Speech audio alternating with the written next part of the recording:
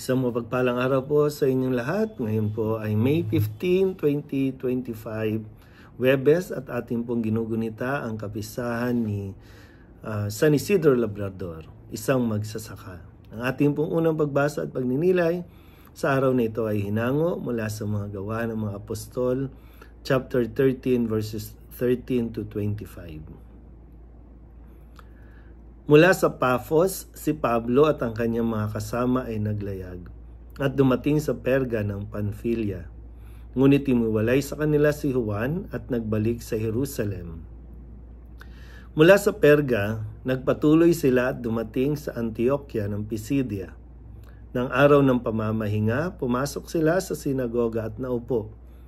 Matapos ang pagbasa sa ilang bahagi ng mga aklat ng kautusan at ng mga propeta, napasabi sa kanila ang mga tagapamahala ng sinagoga. Mga kapatid, kung mayroon kayong iaaral sa mga tao, magsalita na kayo.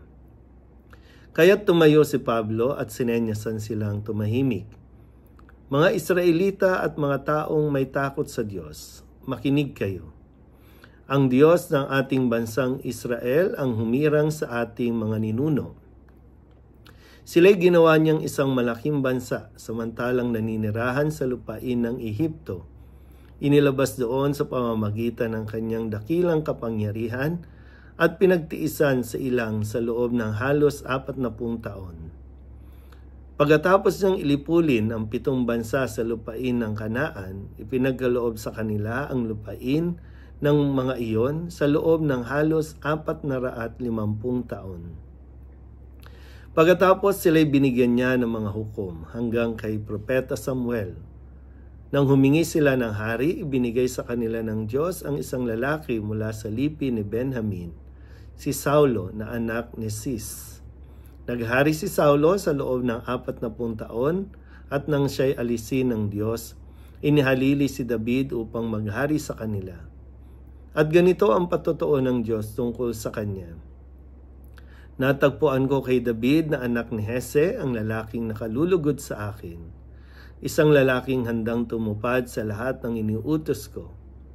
Mula sa angkan ng lalaking ito, ipinagkaloob ng Diyos sa Israel si Jesus, ang kanyang ipinangakong tagapagligtas.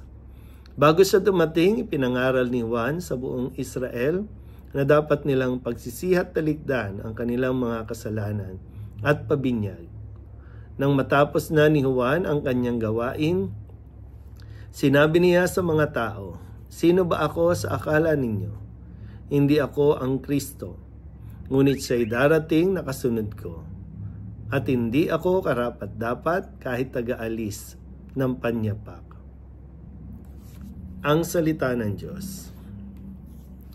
Muli po, isang mapagpalang araw sa inyo pong lahat at ating pong pinagdiriwang at kinugunita at aking pong pagbati para sa lahat po ng mga parokya, mga kapilya na nagdiriwang ng kapistahan ni San Isidro Labrador, isang magsasaka na buhay sa simpleng pamumuhay, pero hindi niya nakaligtaan ang kanya pong pagdarasal, ang kanyang pagtupad. Kumbaga, yung mahalaga po, kahit na ikaw ay magsasaka, kahit ikaw ay nagtatrabaho, mahalaga na hindi kakaligtaan ang oras ng pananalangin dahil ito ang magbibigay ng gabay at magbibigay ng ibayong lakas para mabuhay tayo ng naaayon sa kagustuhan ng Panginoon o naaayon sa mga kagandahang asal.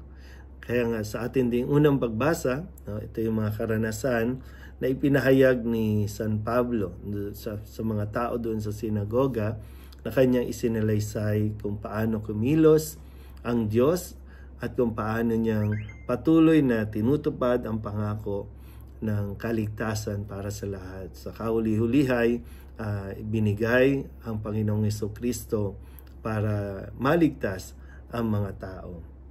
Pero ganun pa man, sabi nga po dito sa huling bahagi na talagang ang ating paglilingkod, ano man ang ating ginagawa, laging ito ay patungkol kay Kristo at hindi natin dapat akuin ang anumang tagumpay na para sa sarili lang natin.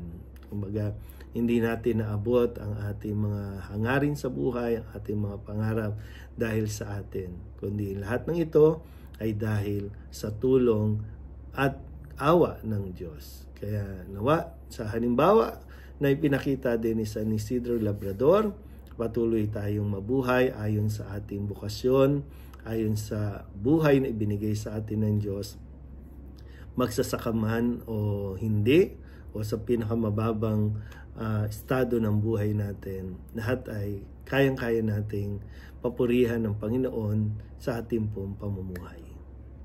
Muli po, isang mapagpalang araw sa inyong pong lahat.